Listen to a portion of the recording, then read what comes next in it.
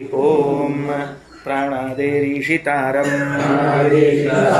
ಪರಮಸುಖನಿಧಿಂ ಸರ್ವದೋಷವ್ಯಪೇತಂ ಸರ್ವಾಂತಸ್ಥಂ ಸುಪೂರ್ಣಂ ಪ್ರಕೃತಿಪತಿಮಜಂ ಸರ್ವಬಾಹ್ಯಂ ಸುನಿತ್ಯಂ ಸರ್ವಜ್ಞಂ ಸರ್ವಶಕ್ತಿಂ ಸುರಮುನಿಮನುಜಾತೈಃ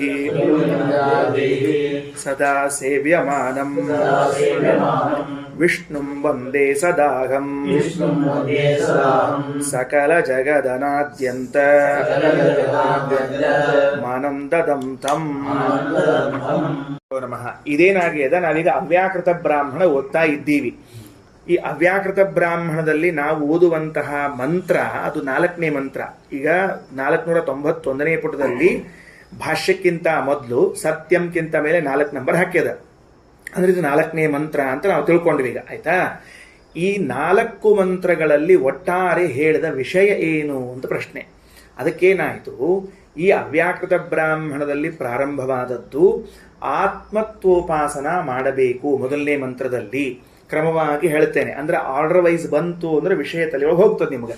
ಮೊದಲನೇ ಮಂತ್ರದಲ್ಲಿ ಏನ್ ಬಂತು ಅಂತಂದ್ರೆ ಆತ್ಮೇತ್ಯೇವ ಉಪಾಸೀತ, ಭಗವಂತನನ್ನು ಆತ್ಮ ಎಂಬುದಾಗಿಯೇ ಉಪಾಸನ ಮಾಡ್ರಿ. ಯಾಕೆ ಅಂತಂದ್ರೆ ಈ ಆತ್ಮವೆಂಬುವಂತಹ ಶಬ್ದ ಏನಿದೆ ಇದು ಸಕಲ ಗುಣಗಳನ್ನು ಸಕಲ ಕ್ರಿಯೆಗಳನ್ನು ತನ್ನಲ್ಲಿ ಒಳಗೊಂಡದ್ದರಿಂದ ನೀವು ಬಿಡಿ ಬಿಡಿಯಾಗಿ ಪ್ರತ್ಯೇಕ ಒಂದೊಂದು ಗುಣಗಳ ಉಪಾಸನೆ ಮಾಡುವ ಅವಶ್ಯಕತೆ ಇಲ್ಲ.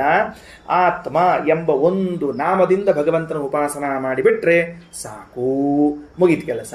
ಸರಿ, ಹಾಗಾದ್ರೆ ಆತ್ಮ ಎಂಬುವಂತಹ ನಾಮದಿಂದ ಭಗವಂತನ ಚಿಂತನೆ, ಭಗವಂತನ ರೂಪದ ಧ್ಯಾನವನ್ನ ಮಾಡ್ತೇವೆ. ಅದು ಭಕ್ತಿ ಸಹಿತವಾಗಿರಬೇಕು ಅನ್ನುವುದು 2ನೇ ಮಂತ್ರದ ತಾತ್ಪರ್ಯ. 2ನೇ ಮಂತ್ರದಲ್ಲಿ ಮಂತ್ರಾಲಯ ಸ್ವಾಮಿಗಳವರು ಖಂಡಾರ್ಥ ಕೊಡುವಾಗ ಆತ್ಮೋಪಾಸನಂ ಪ್ರೇಮ ಶಬ್ದಿತ ಭಕ್ತಿಯುಕ್ತಂ ಚೇತ್ ಪುಮರ್ಥ ಹೇತು, ಪ್ರೇಮದಿಂದ ಮಾಡ್ರಿ. ಸುಮ್ಮನೆ ಏನೋ ಅನಿವಾರ್ಯದ ನಮಗ ಪರಮಾತ್ಮನ ಉಪಾಸನ ಮಾಡಲಿಲ್ಲ ಅಂದ್ರೆ ನಮಗೇನು ಗತಿ ಇಲ್ಲ ಅನ್ನೋದಕ್ಕಲ್ಲ. ಇನ್ನೇನ್ ಮಾಡ್ಬೇಕು, ನಮಗೆ ಬೇರೆ ದಾರಿ ಇಲ್ಲ, ಅದಕ್ಕೆ ಇದನ್ನೇ ಊಟ ಮಾಡಿದೀವಿ ಅಂತ ಅನ್ನೋ ಹಂಗ ಮಾಡಬೇಡ್ರಿ. ಅದನ್ನ ಅತ್ಯಂತ ಪ್ರೀತಿಯಿಂದ ಮಾಡ್ರಿ, ಅತ್ಯಂತ ಪ್ರೇಮದಿಂದ ಮಾಡ್ರಿ. ಹಾಗಾದರೆ ಮೊದಲನೇ ಮಂತ್ರವು ಅವ್ಯಾಕೃತ ಬ್ರಾಹ್ಮಣದ ಮೊದಲನೇ ಮಂತ್ರವು ಆತ್ಮತ್ವೋಪಾಸನ, ಭಗವಂತನು ಆತ್ಮ, ಸಕಲ ಗುಣಪೂರ್ಣ ಸಕಲ ಕ್ರಿಯಾಪೂರ್ಣ ಎಂಬುದಾಗಿ ಉಪಾಸನ ಮಾಡ್ರಿ. ಆ ಉಪಾಸನೆಯನ್ನು ಪ್ರೇಮಪೂರ್ವಕವಾಗಿ ಅಂದರೆ ಭಕ್ತಿಪೂರ್ವಕವಾಗಿ ಮಾಡ್ರಿ. ಇದರಿಂದ ನಮ್ಗೆ ಇನ್ನೊಂದು ತಿಳಿದು ಬಂತು, ಶಾಸ್ತ್ರದಲ್ಲಿ ಭಕ್ತಿಗೆ ಪರ್ಯಾಯ ಪದ ಪ್ರೇಮ, ಪ್ರೇಮ ಭಕ್ತಿ ಪದಗಳು ಸಮಾನಾರ್ಥಕವಾದ ಪದಗಳು ಎಂದು ತಿಳಿದು ಬಂತು. ಮುಂದೆ ಹೌದು, ಈ ಉಪಾಸನೆಯಿಂದ ನಮಗ ಪುರುಷಾರ್ಥ ಉಂಟಾಗ್ತದ ಅಂತಂತೀರಲ್ಲ. ಹೌದು, ನಾನು ಭಕ್ತಿಯಿಂದ ಭಗವಂತನನ್ನ ಆತ್ಮ ಎಂದು ಉಪಾಸನೆ ಮಾಡಿದೆ, ನನಗೇನಾಗ್ತದ ಅಂದ್ರೆ ಆ ಭಗವಂತನ ಅಪರೋಕ್ಷ ಜ್ಞಾನವಾಗ್ತದ. ಆ ಅಪರೋಕ್ಷ ಜ್ಞಾನವಾದಾಗ ನನ್ನ ಸ್ವರೂಪದ ಅಭಿವ್ಯಕ್ತಿಯಾಗುತ್ತದೆ. ಭಗವಂತನ ಅಪರೋಕ್ಷ ಜ್ಞಾನದಿಂದ, ಯಾಕ ಭಕ್ತಿಯಿಂದ ಆತ್ಮತ್ವೋಪಾಸನೆ ಮಾಡಿದ್ದರ ಫಲವಾಗಿ ಭಗವಂತನ ಸಾಕ್ಷಾತ್ಕಾರವಾಗಿ ನನಗೆ ನನ್ನ ಸ್ವರೂಪ ಅಭಿವ್ಯಕ್ತಿಯಾಗುತ್ತದೆ. 3ನೇ ಮಂತ್ರಾರ್ಥ. 4ನೇ ಮಂತ್ರಾರ್ಥ ಭಗವಂತನ ಅಪರೋಕ್ಷ ಜ್ಞಾನದಿಂದ, ಅಂದ್ರೆ ಈಗೇನ್ ಬಂತು, ಸೂತ್ರ ಏನು ಹೇಳಿದಂಗಾಯಿತು, ಅಪರೋಕ್ಷ ಜ್ಞಾನಕ್ಕೂ ಸ್ವರೂಪಾಭಿವ್ಯಕ್ತಿಗೂ ಸಾಧ್ಯ ಸಾಧನ ಸಂಬಂಧ. ಒಂದು ಸಾಧನ, ಒಂದು ಸಾಧ್ಯ. ಅಪರೋಕ್ಷ ಜ್ಞಾನವು ಅರ್ಥಾತ್ ಭಗವಂತನ ರೂಪದ ದರ್ಶನವು ಸ್ವರೂಪದ ಅಭಿವ್ಯಕ್ತಿಗೆ ಕಾರಣ ಅಂತಂದ ಮೇಲೆ ಈ ಸೂತ್ರವು ಎಲ್ಲರಿಗೂ ಅಪ್ಲೈ ಆಗಬೇಕಾದ್ದರಿಂದಾಗಿ ಭಗವಂತನಿಗೂ ಕೂಡ ತನ್ನ ದರ್ಶನದಿಂದಾಗಿ ತನ್ನ ಸ್ವರೂಪಾಭಿವ್ಯಕ್ತಿಯು ಆಗುತ್ತದೆ. ಕದಾಚಿತ್ತೋ ಸರ್ವಕಾಲವೋ ಅಂದ್ರೆ ಸರ್ವಕಾಲದಲ್ಲಿ ತನ್ನ ರೂಪದ ದರ್ಶನ ಇದ್ದೇ ಇದೆ. ಇವತ್ತು ಭಗವಂತ ತನ್ನ ರೂಪವನ್ನು ನೋಡಿಲ್ವೇನು? ಚಾನ್ಸೇ ಇಲ್ಲ, ನೋಡಿದ್ದಾನೆ. ಹಾಗಾಗಿ ಅದರ ಫಲವೇನಾಗಿದೆ, ತನ್ನ ಗುಣಗಳ ಅಭಿವ್ಯಕ್ತಿ ಆಗಿದೆಯೋ ಇಲ್ಲವೋ? ಆಗಿದೆ. ಹಂಗಾರೆ ಡೇ 1 ನಿಂದ, ನಮ್ಮ ಭಾಷೆದೊಳಗೆ ಹೇಳೋದಾದ್ರೆ ಡೇ 1 ನಿಂದ ಪರಮಾತ್ಮ ತನ್ನನ್ನು ತಾನು ಕಾಣ್ತಾ ಇದ್ದುದರಿಂದಾಗಿ ಡೇ 1 ನಿಂದ ತನ್ನ ಸ್ವರೂಪದ ಅಭಿವ್ಯಕ್ತಿ ಆಗಿದೆ. ಇಷ್ಟೇ ವಿಷಯ, ಅದಕ್ಕೇನು ಹೆಚ್ಚಿನ ಗದ್ದಲಕ್ಕೆ ಹಾಕೋಬೇಡ್ರಿ. ಇದರ ಮಧ್ಯದಲ್ಲಿ ಇಷ್ಟು ಹೇಳಿ, ಇದು ಪ್ರಾಸಂಗಿಕವಾದ ಪ್ರಶ್ನೆ ಆದ್ದರಿಂದ ಉತ್ತರ ಕೊಟ್ಟು ಬಿಟ್ರು. ಇದರ ಮೇಲೊಂದು ಮಾತು ಹೇಳ್ತಾರೆ, ಭಗವಂತನ ಉಪಾಸನ ಮಾಡ್ರಿ ಭಕ್ತಿಯಿಂದ ಅಂತ ಹೇಳಿದಾಗ ಇಲ್ಲೊಂದು ಎಚ್ಚರ ಇರಬೇಕು. ಯಥಾರ್ಥ ಉಪಾಸನ ಇದು ಫಲಕಾರಕ, ಅಯಥಾರ್ಥ ಉಪಾಸನ ಇದು ಹಾನಿಕಾರಕ ಅಂತ ಮಧ್ಯದಲ್ಲಿ ಬಂತಿವಾಗ. ಏನ್ ಬಂತು? ಈಗ ನಾವು ಇವತ್ತು ನಿನ್ನೆ ಓದಿ ಸ್ವಲ್ಪ ಅದರ ಬಗ್ಗೆ ತಿಳ್ಕೊಳ್ಳಿಕ್ಕೆ ಹೊರಟದ್ದು ಯಥಾರ್ಥ ಉಪಾಸನ ಇದು ಯೋಗ್ಯ ಫಲಕಾರಕ, ಅಯಥಾರ್ಥ ಉಪಾಸನ ಇದು ಹಾನಿಕಾರಕ ಅಂತ ತಿಳಿದುಕೊಂಡು ಬಂತು. ಅದನ್ನೇ ಹೇಳಲಿಕ್ಕೆ ಹೊರಟದ್ದು. ಅಥಯೋ ಅನ್ಯಾಂ ದೇವತಾಮುಪಾಸ್ತೆ ಅನ್ಯೋಸೌ ಅನ್ಯೋ ಅಹಮಸ್ಮೀತಿ ನ ಸ ವೇದ ಯಥಾ ಪಶುಹು. ಇದು ಒಂದೇ ವಾಕ್ಯ. ಈ ಒಂದು ವಾಕ್ಯ ನಾನು ಹೇಳ್ಕೋದ್ ಬರ್ತೀನಿ, ನೀವೆಲ್ಲ ಮೆಲ್ಲಕ್ಕೆ ಹೇಳ್ಕೋದ್ ಬರ್ರಿ. ಅಂದ್ರೆ ಅದು ಹೆಂಗ್ ವಾಕ್ಯ ಅನ್ಬೇಕು ಅಂತ ಗೊತ್ತಾಗ್ತದೆ. ಏನಂತ ಗೊತ್ತಾಗ್ತದೆ? ಅಥಯೋ ಅನ್ಯಾಂ ದೇವತಾಮುಪಾಸ್ತೆ ಅನ್ಯೋ ಅಸೌ ಅನ್ಯೋ ಅಹಮಸ್ಮೀತಿ ನ ಸ ವೇದ. ಈ ಒಂದು ವಾಕ್ಯವನ್ನು ಮಂತ್ರಾಲಯ ಸ್ವಾಮಿಗಳವರು, ತಿರುಕೋಯಿಲೂರು ಸ್ವಾಮಿಗಳವರು ಅರ್ಥಾತ್ ಇಬ್ಬರೂ ಸೇರಿ ಏಕಾಭಿಪ್ರಾಯ ಹೇಳಿದಾಗ 3-4 ಅಭಿಪ್ರಾಯಗಳು ಬಂದಿವೆ. ಸರಿಯಾ? 3-4 ಅಭಿಪ್ರಾಯವ. ಎರಡದು ಒಂದೊಳಗೊಂದು ಸಮಾವೇಶ ಆಗಿದಾದ್ರಿಂದ ರಘುತ್ತಮ ಸ್ವಾಮಿಗಳ ಅಭಿಪ್ರಾಯ ಹೇಳ್ಬಿಡ್ತೀನಿ, ಮಂತ್ರಾಲಯ ಸ್ವಾಮಿಗಳ ಅಭಿಪ್ರಾಯವೂ ಬಂದಂತೆ. ಸರಿ, ಈ ಮೊದಲು ನಾವೊಂದು ಅಂಶವನ್ನು ಹೊಸದೆತ್ಕೊಳ್ತೀನಿ. ನಿನ್ನೆ ಮೊನ್ನೆ ಪಾಠದಲ್ಲಿ ಹೇಳದೇ ಇದ್ದದ್ದು ಏನು ಅಂತಂದ್ರೆ, ಈಗ ಇಲ್ಲೇನ್ ಮಾಡ್ಲಿಕ್ಕೆ ಹೊರಟಾರ? ಯಥಾ ಪಶುಹು ಅಂತ ನಿಂದ್ರಾ ಮಾಡ್ಲಿಕ್ಕತ್ತಾರ.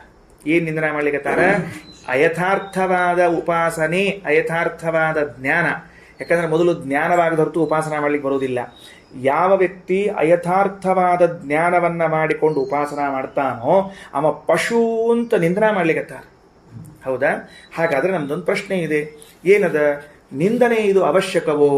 ಇನ್ನೊಬ್ಬರು ಯಾರೋ ಅಯಥಾರ್ಥವಾದ ಜ್ಞಾನ ಮಾಡ್ಕೊಳ್ಳಿಕತ್ತಾರ, ಮಾಡ್ಕೊಳ್ಳಿ, ಅವ್ರು ಪಾಡಿದವರು, ನಿಮಗೇನು ಸಂಬಂಧ? ನೀವ್ಯಾಕೆ ಅವ್ರು ನಿಂದನೆ ಮಾಡ್ಲಿಕ್ಕೆ ಹೊರಟೀರಿ ಅಂತ ಕೇಳಿದರೆ ಶ್ರೀಮದ್ ಆಚಾರ್ಯರು ಒಂದು ಮಾತು ಹೇಳ್ತಾರೆ. ಪ್ರಮಾಣ ವಾಕ್ಯ ಅದು. ಸುಲಭವಾಗಿ ಕೂರ್ಮ ಪುರಾಣದ ವಾಕ್ಯವನ್ನು ಶ್ರೀಮದ್ ಆಚಾರ್ಯ ಹೇಳ್ತಾರೆ. ಎಲ್ಲದ ನಿಮ್ಮ ಪುಸ್ತಕ ತಿಳಿಸ್ತೀನಿ, ಒಂದು ನಿಮಿಷ ಕೇಳ್ಕೊಳ್ರಿ. ನಾವು ಪ್ರತಿಯೊಬ್ಬರು ಮೋಕ್ಷಕ್ಕೆ ಹೋಗುವ ಅಧಿಕಾರಿಗಳಾದವರು ಎಲ್ಲರೂ ಕೂಡ ಯಥಾರ್ಥ ಜ್ಞಾನ ಪಡೆದುಕೊಳ್ಳುವುದಷ್ಟೇ ಕರ್ತವ್ಯ ಎಂದು ತಿಳಿದಿದ್ದರೆ ಶ್ರೀಮದ್ ಆಚಾರ್ಯ ಅಂತಾರೆ, ನೀನು ಪೂರ್ಣವಾಗಿ ಶಾಸ್ತ್ರವನ್ನು ಓದಿದವನಲ್ಲ. ಯಥಾರ್ಥ ಜ್ಞಾನ ತಿಳಿದುಕೊಳ್ಳುವುದಷ್ಟೇ ಕರ್ತವ್ಯ ಅಲ್ಲ, ಅಯಥಾರ್ಥ ಜ್ಞಾನದ ವಿಮರ್ಶೆ ಮಾಡಿ ಅದನ್ನು ದೂರೋತ್ಸಾದನ ಮಾಡುವುದು ನಿನ್ನ ಕರ್ತವ್ಯವಾಗಿದೆ. ಯಾರಾದರೂ ಅಯಥಾರ್ಥ ಜ್ಞಾನ ಮಾಡಿಕೊಂಡಿದ್ದಿದ್ರೆ, ನಿನಗೆ ಅವರ ಸಮಾಗಮವಾಗಿದ್ದರೆ, ಅವರನ್ನ ನಿರಾಕರಣೆ ಮಾಡುವ ಅವಕಾಶ ಇದ್ರೆ ಒಂದು ಕ್ಷಣ ತಪ್ಪಬಾರದು, ಒಂದು ಕ್ಷಣ ತಡಿತಕ್ಕದ್ದಲ್ಲ, ಮಾಡಲೇಬೇಕು ಅಂತನೂ ಮಾತನ್ನು ಹೇಳುತ್ತಾರೆ. ಅದಕ್ಕೋಸ್ಕರ ಉಪನಿಷತ್ತು ಕೂಡ ಇಲ್ಲೇನ್ ಮಾಡ್ಲಿಕ್ಕತ್ತದ? ಯಥಾ ಪಶು ಅಂತ ಅವರು ನಿಂದನ ಮಾಡ್ಲಿಕ್ಕತ್ತದ. ಎಲ್ಲಿ ಹೇಳಿದ್ದಾರೆ ಇದನ್ನ ಅಂತ ಕೇಳಿದ್ರೆ, ನಿಮ್ಮ ಪುಸ್ತಕ ನಾನಿಟ್ಟುಕೊಂಡದ್ದಿದ್ದರೆ ಈಶಾವಾಸ್ಯೋಪನಿಷತ್ತಿನ ಪೇಜ್ ನಂಬರ್ 5, ನಿಮ್ಮ ಪುಸ್ತಕದ ಪೇಜ್ ನಂಬರ್ 5 ತೆಗೆದ್ರೆ ಸಿಗುತ್ತದೆ. ಏನಂತ ಸಿಗುತ್ತದಲ್ಲಿ? ಅಂಧಂ ತಮಃ ಪ್ರವಿಶಂತಿ ಯೇ ಅವಿದ್ಯಾಮುಪಾಸತೆ ತಥೋ ಭೂಯ ಇವತೆ ತಮೋ ಯೌ ವಿದ್ಯಾಯಾಂ ರತಾಃ. ಆಚಾರ್ಯ ಭಾಷೆಯಲ್ಲಿ ಅಂತಾರೆ, ಅನ್ಯಥೋಪಾಸಕ ಏತು, ತೆಳಗ ಭಾಷ್ಯ ನೋಡ್ರಲ್ಲೇ, ಅನ್ಯಥೋಪಾಸಕ ಏತು ತಮೋಂಧಂ ಯಾತ್ಯ ಸಂಶಯಂ. ಅನ್ಯಥಾ ಉಪಾಸನ ಮಾಡಿದವರು ಅಂಧಂ ತಮಸ್ಸಿಗೆ ಹೋಗೇ ಹೋಗ್ತಾರ. ಡೋಂಟ್ ವರಿ, ಹೋಗೇ ಹೋಗ್ತಾರ ಅವರು. ಅವ್ರ ಬಗ್ಗೆ ನೀ ಕರುಣೆನೇ ತೋರಿಸ್ಬೇಡ. ತಥೋ ಅಧಿಕಮಿವ ವ್ಯಕ್ತಂ ಯಾಂತಿ ತೇಷಾಂ ಅನಿಂದಕಾಃ. ಅವರನ್ನ ನೀನು ನಿಂದಿಸದೆ ಹೋದರೆ, ಆ ಭಾಗವನ್ನು ನೀನು ವಿಮರ್ಶಿಸಿ ಅವರಿಗೆ ಸರಿಯಾದ ಮಾರ್ಗದರ್ಶನ ಮಾಡದೆ ಹೋದರೆ ಅವರಿಗಿಂತ ಹೆಚ್ಚು ತಪ್ಪು ನಿನ್ನದಾಗ್ತದ. ತಥೋ ಅಧಿಕಮಿವ, ಅದು ಹೋಗ್ತದ ಅಂತಂದಲ್ಲಿ ತಾತ್ಪರ್ಯ ಎಲ್ಲ ಮಗ, ಅದಕ್ಕಿಂತ ಹೆಚ್ಚಾಗ್ತದೋ ನಿನಗೆ. ನೋಡ್ರಿ, ಉದಾಹರಣೆ ಹೇಳೋಣಂತ. ನನಗೆ ಗೊತ್ತದ ಈ ಊರಿನಲ್ಲಿ ಕೋವಿಡ್ ಹರಡಿಕೊಂಡದ, ಈ ಊರಿನಲ್ಲಿ ಪ್ಲೇಗ್ ಹರಡ್ಕೊಂಡದ, ಈ ಊರಿನಲ್ಲಿ ಇನ್ನೊಂದು ಯಾವುದೋ ರೋಗ ಹರಡ್ಕೊಂಡದ, ನಮ್ಗೆ ಗೊತ್ತದ. ನಾ ಅದಕ್ಕೆ ಆ ಊರಿಂದ ಹೊರಗೆ ಬಂದಿದ್ದು ಬಿಟ್ಟಿನಿ. ಯಾರೋ ಒಬ್ಬ ಆ ಊರಿನೊಳಗೆ ಹೊಂಟಾನವ. ಹೊತ್ತೊಳಗೆ ಈಗ ನನಗೇನು ಸಂಬಂಧದು? ನಾ ಏನು ಹಂಗಂತ ಗೊತ್ತದ, ನಾನು ಕೂತೀನಿ ಅಂತಂದ್ರೆ ಅವನು ಆ ಊರಿನಲ್ಲಿ ಪ್ರವೇಶ ಮಾಡಿ ರೋಗ ಉಳ್ಳವನಾಗಿ ಮರಣ ಹೊಂದಿದರೆ ಇದಕ್ಕೆ ಯಾರು ಕಾರಣ ಆದವ? ಕೂತವ. ಹಾಗಾದ್ರೆ ನಿನ್ನ ಕೆಲಸ ಏನು? ನೀನು ತಡೆಯಬೇಕು, ನಿಂದಿಸಬೇಕು. ಹೌದು, ಜವಾಬ್ದಾರಿ. ಅದಕ್ಕಂತಾರೆ ಅದಕ್ಕೆ ತೇಷಾಂ ಅನಿಂದಕಾಹ, ಅವರನ್ನು ನಿಂದಿಸದೇ ಹೋದರೆ ನಿನಗೆ ಬಿತ್ತು ಹೊಡ್ತಾ. ತಸ್ಮಾದ್ ಯಥಾ ಸ್ವರೂಪಂ ನಾರಾಯಣ ಮನಾಮಯಂ ಅಯಥಾರ್ಥಸ್ಯ ನಿಂದಾಚ ಏ ವಿದುಹು ಸಹ ಸಜ್ಜನಾಹ. ಇದು ಎಲ್ಲ ಸಜ್ಜನರು ಮಾಡಬೇಕಾದ ಕ್ರಿಯೆ. ಹೌದು, ಆಯ್ತು ಬಿಡ್ರಿ. ಈಗ ಹಂಗಾರೆ ಏನಾಯ್ತು ಅಂದ್ರೆ, ಯಥಾರ್ಥ ಜ್ಞಾನ ಮಾಡಿಕೊಳ್ಳಬೇಕು, ಅಯಥಾರ್ಥವನ್ನು ನಿಂದಿಸಬೇಕು ಅಂತ 2 ದಳಗಳನ್ನು ಹೇಳ್ಬಿಟ್ರಿ. ಈಗ ನೀವು ತುಳಸಿಯಲ್ಲಿ 2 ದಳ ಇದ್ದಂತೆ 2 ದಳಗಳನ್ನು ಹೇಳಿದ್ರಿ. ತುಳಸಿಯಲ್ಲಿ 2 ದಳಗಳಿದ್ದಂತೆ 2 ದಳ ಆಯ್ತಲ್ಲ, ಇದರ ಲಾಭ ಏನು ಅಂತ ಕೇಳಿದ್ರೆ ಎಷ್ಟು ಸುಂದರವಾದ ಮಾತು ಹೇಳ್ತಾರೆ ಗೊತ್ತಾ? ಅಲ್ಲೇ ಶ್ರೀಮದಾಚಾರ್ಯರು ತೇ ನಿಂದಯ ಅಯಥಾರ್ಥಸ್ಯ ದುಃಖ ಅಜ್ಞಾನಾದಿ ರೂಪಿಣಃ ದುಃಖ ಅಜ್ಞಾನಾದಿ ಸಂತೀರ್ಣಃ. ಯಾವ ವ್ಯಕ್ತಿ ಅಯಥಾರ್ಥ ಜ್ಞಾನದ ನಿಂದನೆಯನ್ನು ಮಾಡ್ತಾನೋ ಅವನು ತಾನು ದುಃಖ ಅಜ್ಞಾನಗಳನ್ನು ಕಳೆದುಕೊಳ್ಳುತ್ತಾನೆ. ಅದರ ಫಲ ಅದಕ್ಕೆ ಅದನ್ನು ನಿಂದನಾ ಮಾಡಿದ್ದಕ್ಕೆ, ಅದರ ತೀವ್ರ ವಿಮರ್ಶೆಗೆ ಒಳಪಡಿಸಿದ್ದಕ್ಕಾಗಿ ನನಗೆ ಮರಣಕಾಲದಲ್ಲಿ ಉಂಟಾಗುವ ವೇದನೆಗಳು, ದುಃಖ ಮೊದಲಾದವುಗಳೇನವಲ್ಲ, ಅದು ಯಾವುದೂ ಆಗೋದಿಲ್ಲ. ಎದರ ಫಲ ಅದು ಅಂದ್ರೆ ದುಷ್ಟಶಾಸ್ತ್ರಗಳ ನಿಂದನೆ ಮಾಡಿದ್ದರ ಫಲವಿದು ಅಂತ ಹೇಳ್ತಾರೆ. ಏನ್ರಿ ಮಾಡ್ಬೇಕು ಬೇಡ ಮತ್ತ? ಇನ್ನ ಹಂಗಾರ ಮತ್ತ ಯಥಾರ್ಥ ಜ್ಞಾನ ಮಾಡಿಕೊಂಡದಕ್ಕೆ ಸುಖ ಜ್ಞಾನಾದಿ ರೂಪಿಣ ಯಥಾರ್ಥಸ್ಯ ಪರಿಜ್ಞಾನ ಸುಖ ಜ್ಞಾನಾದಿ ರೂಪತಾಂ. ಸುಖ ಜ್ಞಾನ ರೂಪವನ್ನು ಹೊಂದುತ್ತಾನವ ಅಂದ ಮೇಲೆ ಏನಾತು? ಹಂಗಾರ ನಮ್ದು 2 ಅದ. ಪುರುಷಾರ್ಥ ಅಂಬೋದು 2. ಏನು ಅಂದ್ರೆ ಅನಿಷ್ಟ ನಿವೃತ್ತಿ, ಇಷ್ಟ ಪ್ರಾಪ್ತಿ. ಸಂಕ್ಷೇಪದಲ್ಲಿ ವಿಸ್ತಾರವಾಗಿ ಹೇಳೋದು ಅಂದ್ರೆ ಏನು ಅಂತಂದ್ರೆ ಅನಿಷ್ಟ ನಿವೃತ್ತಿ, ಇಷ್ಟ ಪ್ರಾಪ್ತಿ. ಯಾರೋ ಕೇಳಿದ್ರು, ಮೊದಲು ನಿಮಗೆ ಅನಿಷ್ಟ ನಿವೃತ್ತಿ ಆಗ್ಬೇಕೋ ಇಷ್ಟ ಪ್ರಾಪ್ತಿ ಆಗ್ಬೇಕೋ ಅಂತ ಕೇಳಿದ್ರೆ ಫಸ್ಟ್ ಯಾವಾಗ್ಲೂ ಅನಿಷ್ಟ ನಿವೃತ್ತಿ ಆಗ್ಬೇಕು. ಸುಖ ಪ್ರಾಪ್ತಿ ತಡವಾದರೂ ಪರವಾಗಿಲ್ಲ, ಅನಿಷ್ಟ ನಿವೃತ್ತಿ ಆಗ್ಬೇಕು. ಹಾಗಿದ್ರೆ ನಾವು ಅಯಥಾರ್ಥ ಜ್ಞಾನ ಮಾಡಿಕೊಂಡ ವ್ಯಕ್ತಿಗೆ ಅಥವಾ ಅಯಥಾರ್ಥ ಜ್ಞಾನವನ್ನ ನಿಂದಿಸಿದಾಗ ನಮ್ಮ ಅನಿಷ್ಟಗಳು ನಿವೃತ್ತಿ ಆಗ್ತದೆ. ಅನಿಷ್ಟ ನಿವೃತ್ತಿ ಆದ ಮೇಲೆ ಯಥಾರ್ಥ ಜ್ಞಾನ ನಾವು ಮಾಡಿಕೊಂಡದರ ಫಲವಾಗಿ ಇಷ್ಟಪ್ರಾಪ್ತಿಯಾಗುತ್ತದೆ. ಹಾಗೆ ಇದ್ದದ್ದರಿಂದಲೇನೆ ಈ ಬೃಹದಾರಣ್ಯಕ ಉಪನಿಷತ್ತು ಅಥಯೋ ಅನ್ಯಾಂ ದೇವತಾಂ ಉಪಾಸ್ತೆ ಅನ್ಯೋಸೌ ಅನ್ಯೋ ಅಹಮಸ್ಮೈ ಇತಿ ನ ಸವೇದ ಯಥಾ ಪಶುಹು ಅಂತ ಅವನನ್ನ ನಿಂದಿಸ್ಲಿಕ್ಕೆ ಹೊರಟಿದೆ.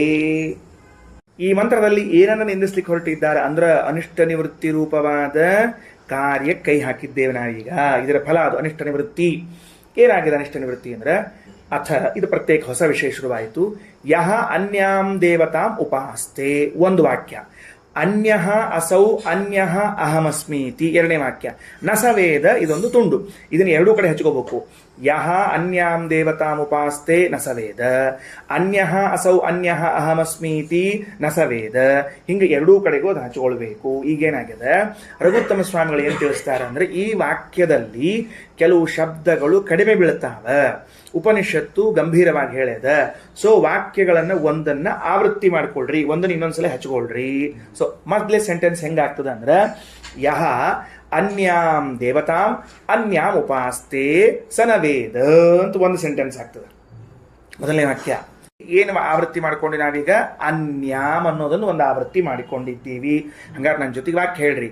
ಯಹ ಅನ್ಯಾಂ ದೇವತಾಂ ಅನ್ಯಾಂ ಉಪಾಸ್ತೆ ಸಹ ನ ವೇದ. ಹಿಂಗೊಂದು ವಾಕ್ಯ ಆಯ್ತು. ಈಗ ಅರ್ಥ ಏನಿದಕ್ಕ ಅಂತಂದ್ರೆ ನೋಡ್ರಿ ಎಷ್ಟು ಚಂದದ ಅಂದ್ರೆ, ಯಾವ ವ್ಯಕ್ತಿಯು ಅನ್ಯಾಂ ವಾಸ್ತವದಲ್ಲಿ, ಅನ್ಯ ಶಬ್ದಕ್ಕೆ ಅರ್ಥ ಏನು? ಭಿನ್ನ ಅಂತ ಅರ್ಥ. ಅನ್ಯ ಶಬ್ದಕ್ಕೆ ಅರ್ಥ ಏನು? ಭಿನ್ನ ಅಂತ ಅರ್ಥ. ಜೀವರಿಂದ ಭಿನ್ನನಾಗಿದ್ದಾನೆ ಪರಮಾತ್ಮ. ಅನ್ಯಾಂ ದೇವತಾಂ ಅಂದ್ರೆ ಜೀವರಿಂದ ಭಿನ್ನನಾದವನು ಪರಮಾತ್ಮ.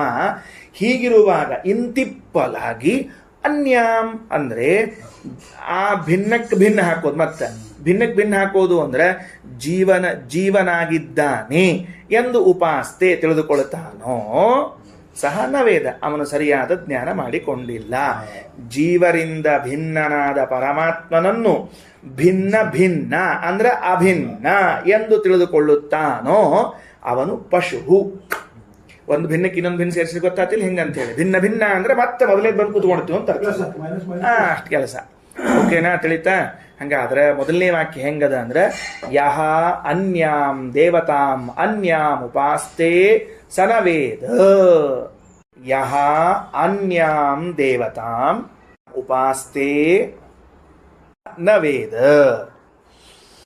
ಯಾವ ವ್ಯಕ್ತಿಯು ಅನ್ಯಾಂ ದೇವತಾಂ ಜೀವರಿಂದ ವಿಲಕ್ಷಣನಾದ ಪರಮಾತ್ಮನನ್ನು ಅನ್ಯಾಂ ಜೀವನೆಂಬುದಾಗಿ ಉಪಾಸ್ತೆ ಧ್ಯಾನಿಸುತ್ತಾನೋ ಸಹ ನ ವೇದ, ಅವನು ಪರಮಾತ್ಮನನ್ನು ಸರಿಯಾಗಿ ತಿಳಿದಿಲ್ಲ. ಅಂದ್ರೆ ಪರಮಾತ್ಮನನ್ನು ಜೀವ ಎಂಬುದಾಗಿ, ಜೀವನನ್ನು ಪರಮಾತ್ಮ ಎಂಬುದಾಗಿ ಚಿಂತಿಸಿದ್ದಾನೆ, ಧ್ಯಾನಿಸಿದ್ದಾನಾದ್ದರಿಂದ ಅವನು ಸರಿಯಾದ ಜ್ಞಾನ ಉಳ್ಳವನಲ್ಲ. ಒಂದು ಸೆಂಟೆನ್ಸು. 2ನೇ ವಾಕ್ಯ ಏನಂತಾರೆ? ಅನ್ಯಃ ಅಸೌ ಅನ್ಯಃ ಇತ್ಯಪಿ ಉಪಾಸ್ತೆ ಸನವೇದ. ಬರ್ಕೊಳ್ರಿ 2ನೇ ವಾಕ್ಯ ಬರ್ಕೊಳ್ರಿ. ಅನ್ಯಃ ಆದಮೇಲೆ ಕಾಮ ಹಾಕಿ ಅಸೌ ಅನ್ಯಃ ಇತ್ಯಪಿ ಉಪಾಸ್ತೆ ಸ ನ ವೇದ ವೇದ ಅನ್ಯ ಬರ್ಕೊಂಡ್ರೆ ಅದ್ರ ಚೂರು ಮೊದಲು ಅಹಮಸ್ಮಿ ಇತಿ ಅಂತ ಒಂದು ಶಬ್ದ ಬರ್ಕೋಬೇಕು. ಹೇಳೋದು ಉಳಿತು. ಅದಕ್ಕೆ ಅಹಮಸ್ಮಿ ಇತಿ, ಅಹಂ ಅಸ್ಮಿ ಇತಿ ಅನ್ಯಃ ಅಸೌ ಅನ್ಯಃ ಇತ್ಯಪಿ ಉಪಾಸ್ತೆ ಸ ನ ವೇದ.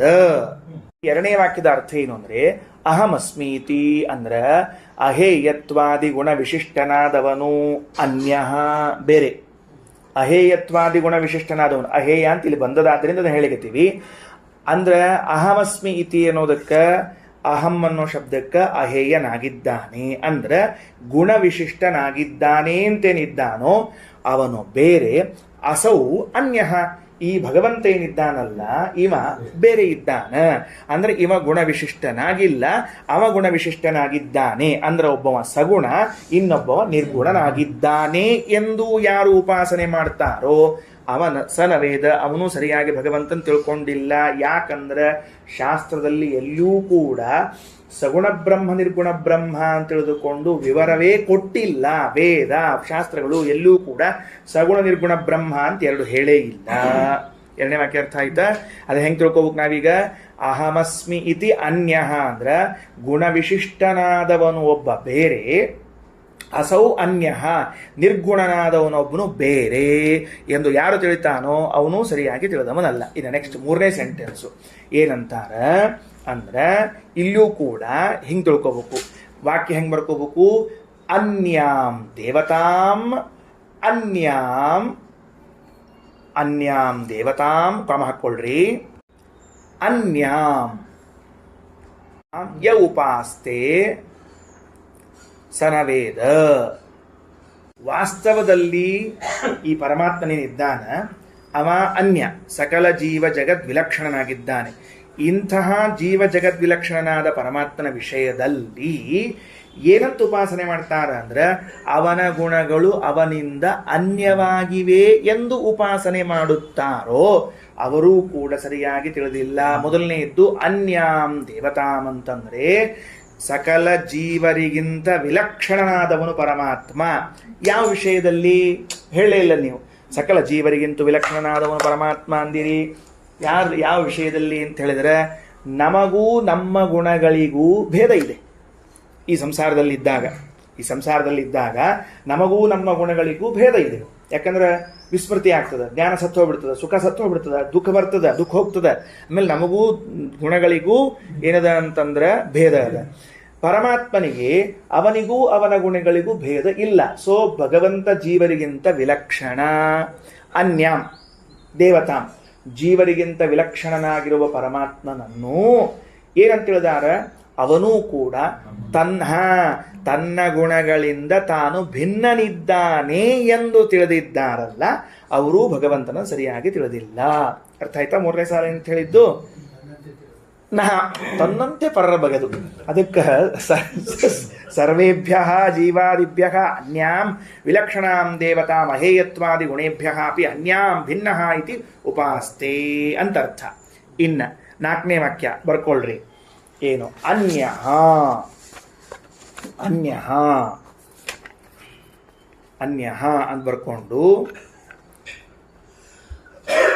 ಅನ್ಯಃ ಇಸ್ ಈಕ್ವಲ್ ಟು ಹಾಕೊಂಡು ಸರ್ವೋತ್ತಮರಾದವರು ಹರಹಿರಣ್ಯ ಗರ್ಭಾದಿಗಳು. ಉತ್ತಮರಾದವರು ಹರಹಿರಣ್ಯ ಗರ್ಭಾದಿಗಳು.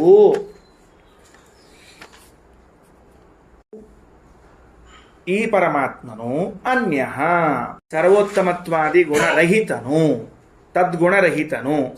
ಅದೇ ಹಿಂಗೆ ಬರ್ಕೊಡ್ರಿ. ಸರ್ವೋತ್ತಮತ್ವಾದಿ ಗುಣರಹಿತನು ತಿಳಿದು ವಿಷ್ಣೋ ಅನ್ಯಾಂ, ಯಾವನು ವಿಷ್ಣೋ ಅನ್ಯಾಂ ಅಂತನಿಂದ ಭಿನ್ನರಾದ ದೇವತೆಗಳನ್ನು ವಿಷ್ಣುವಿಗಿಂತ ಬೇರೆಯಾದವರು, ಈ ವಿಷ್ಣುವಿಗಿಂತ ಬೇರೆಯಾದವರು ಬ್ರಾಕೆಟ್ ಒಳಗ ಅಧೀನರಲ್ಲ. Bracket complete. ಅಧೀನರಲ್ಲ. ಈ ವಿಷ್ಣುವು ಅಹೇಯತ್ವಾದಿ ಗುಣವುಳ್ಳವನಲ್ಲ. ಈ ವಿಷ್ಣುವು ಅಹೇಯತ್ವಾದಿ ಅಂದರೆ ಸರ್ವೋತ್ತಮತ್ವಾದಿ, ಯಾವ ಗುಣ ಸರ್ವೋತ್ತಮತ್ವಾದಿ ಗುಣವುಳ್ಳವನಲ್ಲ ಎಂದು ಉಪಾಸನೆ ಮಾಡ್ತಾರೋ ಇತಿ ಉಪಾಸ್ತೆ ಸನವೇದ, ಎಂದು ಉಪಾಸನೆ ಮಾಡುತ್ತಾರೋ ಸನವೇದ.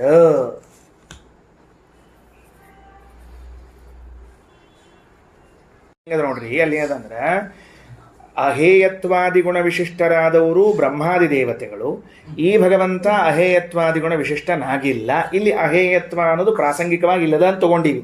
ಅದರ್ಥ ಏನು ಅಂತಂದ್ರೆ ಸರ್ವೋತ್ತಮತ್ವಾದಿ ಗುಣ ವಿಶಿಷ್ಟರಾದವರು ಬ್ರಹ್ಮಾದಿ ದೇವತೆಗಳೇ, ವಿಷ್ಣು ಸರ್ವೋತ್ತಮತ್ವಾದಿ ಗುಣ ಉಳ್ಳವನಾಗಿಲ್ಲ ಅಂಥೇಳಿ ತಿಳಿದು ಇವೇನ್ ಮಾಡ್ತಾನೆ ಅಂದ್ರೆ ದೃಢವಾಗಿ ನಂಬಿಬಿಟ್ಟಾನೆ. ಇದನ್ನ ಎಷ್ಟು ದೃಢವಾಗಿ ನಂಬಿದ್ದಾನ ಅಂದ್ರೆ ಈ ದೇವತೆಗಳು ಅನ್ಯರು ವಿಷ್ಣುವಿಗಿಂತ ಅಂದ್ರ ಭಗವಂತನ ಅಧೀನರಲ್ಲ, ಸ್ವತಂತ್ರರು. ಭಗವಂತ ಅನ್ಯ ಅಂದ್ರ ಸ್ವಾತಂತ್ರ್ಯ ಸರ್ವೋತ್ತಮತ್ವಾದಿಗಳು ಇವನಲ್ಲಿ ಇಲ್ಲ ಎಂದು ತಿಳಿದು ದೇವತೆಗಳ ಉಪಾಸನೆ ಮಾಡ್ತಾನಲ್ಲ ಅವ ಪಶು. ಅವನನ್ನು ಏನ್ ಕರಿಬೇಕು? ಪಶು ಅಂತ ಕರಿಬೇಕು. ಪಶು ಒಂದು ಅರ್ಥ ಏನು ಅಂದ್ರೆ ಅವ ಅಜ್ಞಾನಿ. ಹೆಂಗ ಮನುಷ್ಯರಿಗೆ ಊಟಕ್ಕೆ ಹಾಕ್ತದೆ ಪಾಪ, ಅದು ಏನು ಜ್ಞಾನ ಇಲ್ಲದಕ್ಕೆ. ಮನುಷ್ಯ ಭೋಜಕ ಜ್ಞಾನರಹಿತ ಪಶು ಸದೃಶ ಅಂತ ಬರೀತಾರೆ ರಘುತ್ತಮ ಸ್ವಾಮಿಗಳವರು. ಅನ್ನರ್ಥ ಏನು? ಅದಕ್ಕೆ ಇವ ಎಂಥ ವ್ಯಕ್ತಿ ಅಂತ ಗೊತ್ತಿಲ್ಲ, ಹಾಲು ಕೊಡ್ತದೆ. ಇದು ಏನದು, ಇದು ನಾಳೆ ನನಗೆ ಕಡಿತಾನೋ ಕೊಲ್ತಾನೋ ಗೊತ್ತಿಲ್ಲ, ಹಾಲು ಕೊಡ್ತದೆ. ಹೌದಿಲ್ಲ? ನಾಳೆ ನನ್ನ ಕಟಕರ ಮನೆಗೆ ಹಾಕ್ತಾನೋ ಗೊತ್ತಿಲ್ಲ, ಒದಿತಾನ ಗೊತ್ತಿಲ್ಲ, ಪಾಪ ತಾ ಹಾಲು ಕೊಡೋಂಗೆ ಕೊಡ್ತಿರ್ತಾನೆ. ಅರ್ಥ ಆಯ್ತಿಲ್ಲ ಹೆಂಗಂತ ಹೇಳಿ? ಹಂಗ ಈ ಅಜ್ಞಾನಿಯಾದವ ಮನುಷ್ಯ ಭೋಜಕ ಜ್ಞಾನರಹಿತವಾದ ಪಶು ಸದೃಶನಾದವನು ಶತಮೂರ್ಖ ಅಂತ ಅರ್ಥ ಅಂತ ಹೇಳ್ಬೇಕು. ಇಷ್ಟು ನಿಂದನ ಮಾಡಿದ್ರು. ಇಷ್ಟು ನಿಂದನ ಮಾಡಿದ್ಮೇಲೆ ಉಳಿದೆಲ್ಲ ವಿಷಯಗಳು ನಮ್ಮ ಕಲ್ಪನಾ ಅದ. ಮುಖ್ಯವಾಗಿ ಈ ತಳ ಭಾಷೆಗೆ ಬರೋಣಂತ. ಏವಂ ಸ ದೇವಾನಾಂ ಯಥಾಹ ವೈ ಭಗವಃ ಪಶವೋ ಮನುಷ್ಯಂ ಭುಂಜುಹು ಏವಂ ಏಕೈಕ ಪುರುಷೋ ದೇವಾನ್ ಭುನಕ್ತಿ. ಏವಂ ಅನ್ನೋ ಶಬ್ದಕ್ಕೆ ಅರ್ಥ ಏನು ಅಂದ್ರೆ ಹಿಂದೆ ಹೇಳಿದಂತೆ ಆತ್ಮತ್ವೋಪಾಸನೆಯನ್ನ ಅತ್ಯಂತ ಶ್ರದ್ಧೆಯಿಂದ ಮಾಡಿ ಭಗವಂತ ಸರ್ವೋತ್ತಮನಾಗಿದ್ದಾನೆ, ಸರ್ವಸ್ವಾಮಿಯಾಗಿದ್ದಾನೆ, ಸಕಲ ಗುಣಗಳುಳ್ಳವನಾಗಿದ್ದಾನೆ ಎಂದು ಉಪಾಸನೆ ಮಾಡುವ ಜ್ಞಾನಿಯಾಗಿದ್ದಾರಲ್ಲ ಸಹ ಅವನು ದೇವಾನಾಂ ದೇವತೆಗಳಿಗೆ ಅತ್ಯಂತ ಪ್ರಿಯನಾದವನು. ಯಾಕಂದ್ರೆ ಅತ್ಯಂತ ಪ್ರಿಯ ಅಂತ ಅಲ್ಲಿಗೆ ಒಬ್ಬರೇ ಪ್ರಿಯ ಅನ್ಬೇಕಾಗಿತ್ತಲ್ಲ ಅಂದ್ರೆ ಹಂಗಲ್ಲಪ್ಪ. ಯಥಾಹ ವೈ ಬಹವಃ ಪಶವಃ ಮನುಷ್ಯಂ ಭುಂಜುಹು ಏವಂ ಏಕೈಕ ಪುರುಷೋ ದೇವಾನ್ ಭುನಕ್ತಿ. ಒಬ್ಬ ಮನೆಯಲ್ಲಿ ನಾ ಒಬ್ಬ ಯಜಮಾನಿದ್ದೇನೆ, ನನಗೆ ಮನೆಯೊಳಗೆ 8-10 ಆಕಳವ.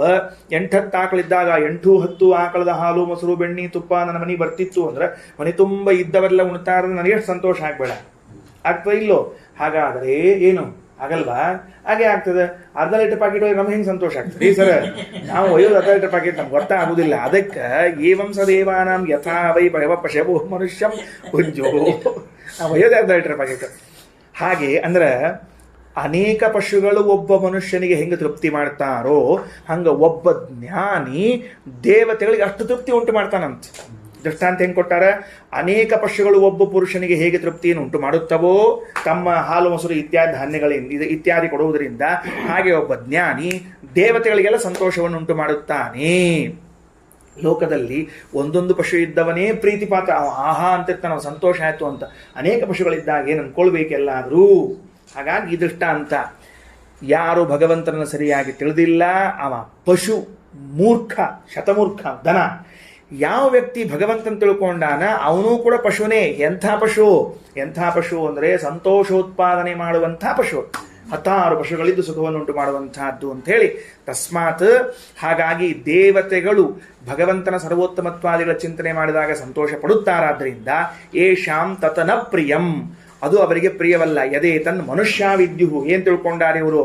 ಅನ್ಯಾಂ ದೇವತಾ ಉಪಾಸ್ತೆ, ಅವ ಬ್ಯಾರೆ ಇವ ಬ್ಯಾರೆ ಅಂತ ಹಿಂಗೆಲ್ಲ ತಿಳ್ಕೊಂಡಾರಲ್ಲ, ಅದು ಅವರಿಗೆ ಪ್ರಿಯವಾಗಿಲ್ಲ. ಈಗೇನು 4 ಮತಗಳನ್ನು ಹೇಳಿದ್ವಲ್ಲ, ಇದು ಯಾವ ಮತವೂ ಕೂಡ ದೇವತೆಗಳಿಗೆ ಪ್ರಿಯವಲ್ಲ ಅಂತ ಇಷ್ಟು ಹೇಳಿ ಮುಗಿಸಿದ್ರು.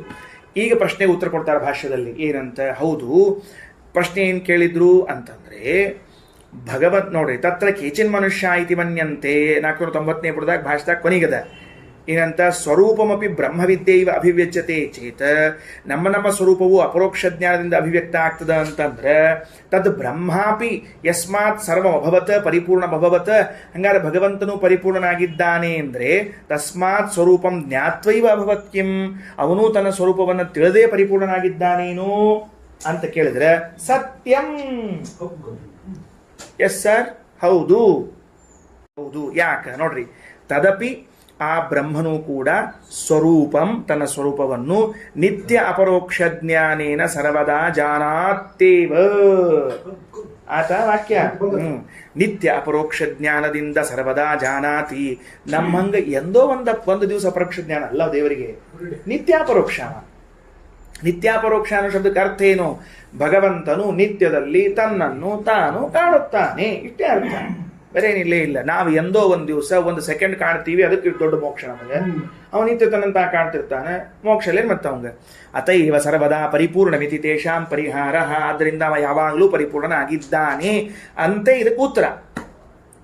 ನಿತ್ಯದಲ್ಲಿ ಅಪರೋಕ್ಷ ಜ್ಞಾನವುಳ್ಳವನಾಗ್ಯಾನ, ನಿತ್ಯದಲ್ಲಿ ಪರಿಪೂರ್ಣನಾಗ್ಯಾನ, ಇದೇ ಉತ್ತರ ನಮಗೆ. ಆ ನಿತ್ಯ ಅಂತನ್ನೋ ಶಬ್ದ ತೆಗೆದಾಗ ಮಾತ್ರ ಪ್ರಶ್ನೆ ಕೇಳಬೇಕು ನೀವು.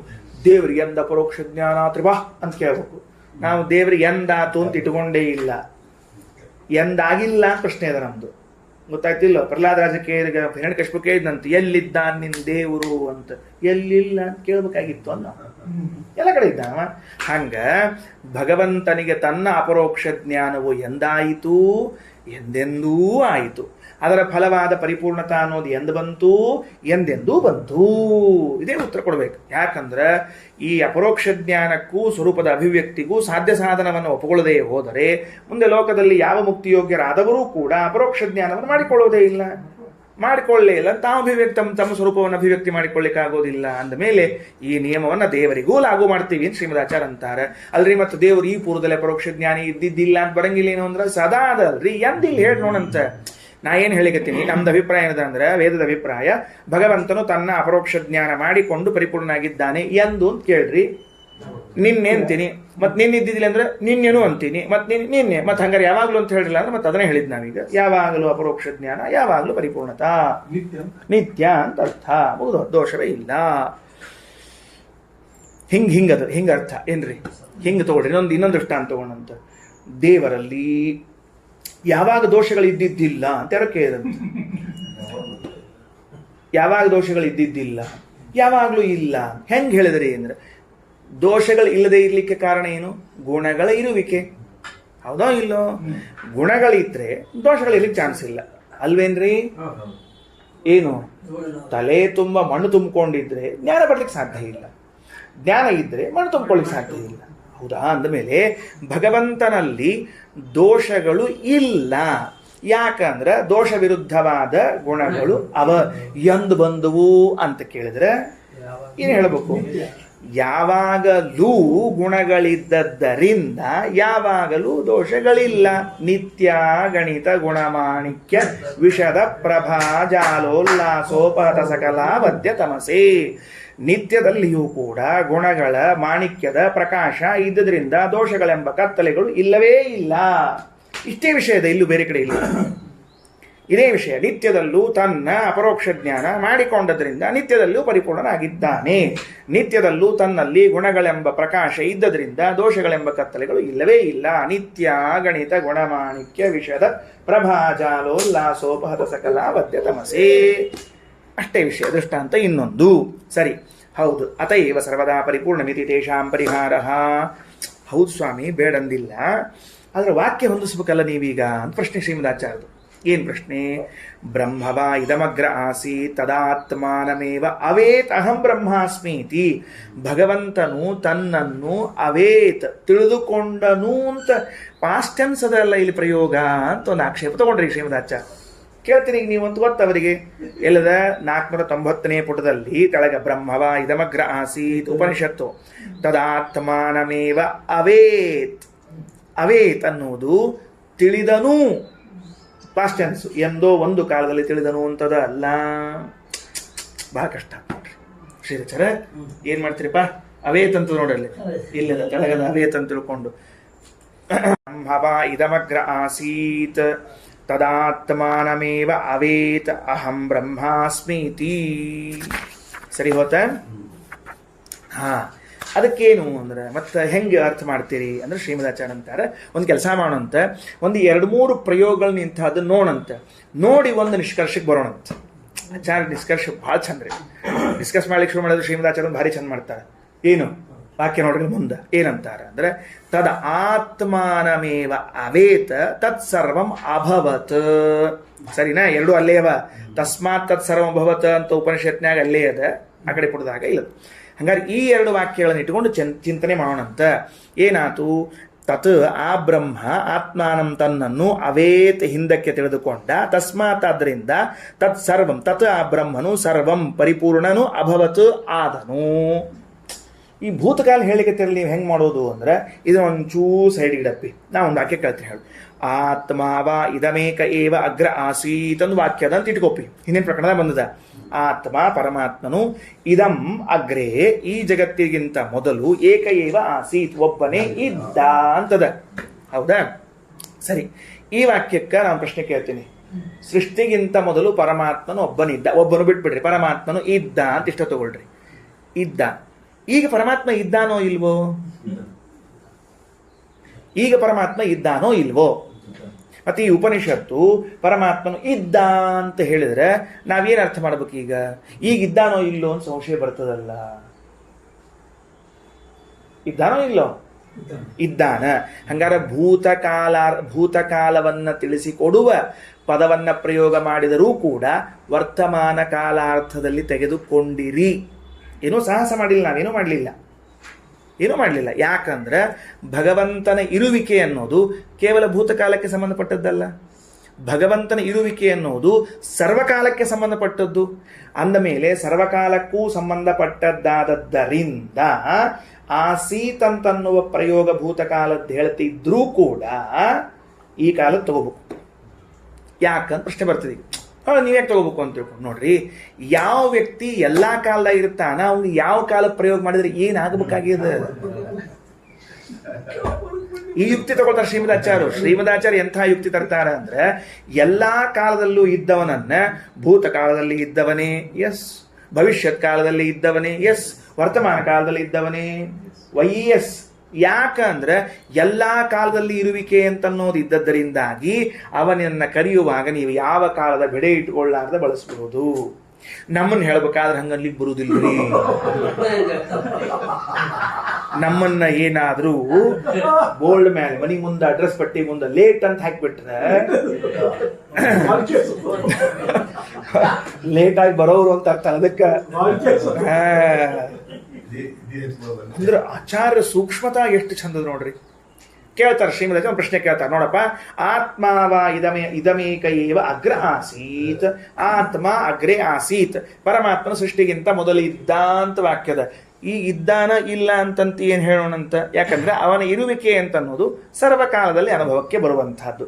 ಹಿಂಗಿದ್ದಾಗ ಆಸೀತ್ ಅಂತ ಪ್ರಯೋಗ ಮಾಡಿದ್ರು ಕೂಡ ನೀನ್ ತ್ರಿಕಾಲಕ್ಕೆ ಅನ್ವಯ ಮಾಡಿಕೊಳ್ಳಿಕ್ ಬರ್ತದೋ ಇಲ್ಲೋ? ಬರ್ತದ. ಒಂದು ಸದೇವ ಸೌಮ್ಯ ಇದಮಗ್ರ ಆಸೀತ್. ಮತ್ತೊಂದು ವಾಕ್ಯ ಎಲ್ಲೋ ಒಂದ್ಸರ್ತಿ ತಪ್ಪು ಹೆಂಗ್ ಪ್ರಯೋಗ ಆಗಿರ್ಬಿಡ್ರಿ ಆಚಾರ್ಯ ಮಧ್ವಾಚಾರ್ಯ, ಎಲ್ಲೋ ಒಂದ್ ಕಡೆ ತಪ್ಪು ಪ್ರಯೋಗ ಆಗಿರ್ಬೇಕಲ್ಲ. ಅಂದ್ರೆ ಉಪನಿಷತ್ತು ಸತ್ ಏವ ಸೌಮ್ಯ ಇದಮಗ್ರ ಆಸೀತ್, ಇದು ಛಾಂದೋಗ್ಯದ್ದು, ಮೇಲಿದ್ದು ಬೃಹದಾರಣ್ಯಕದ್ದು. ಅಂದ್ರ ಸಾಮವೇದದಲ್ಲೂ ಇದೇ ತರಹದ ಪ್ರಯೋಗಗಳು, ಯಜುರ್ವೇದದಲ್ಲೂ ಇದೇ ತರಹದ ಪ್ರಯೋಗಗಳವ. ಎಲ್ಲಾ ವೇದದ್ದು ದೃಷ್ಟಾಂತ ಕೊಡ್ತಾರ ಅವರು.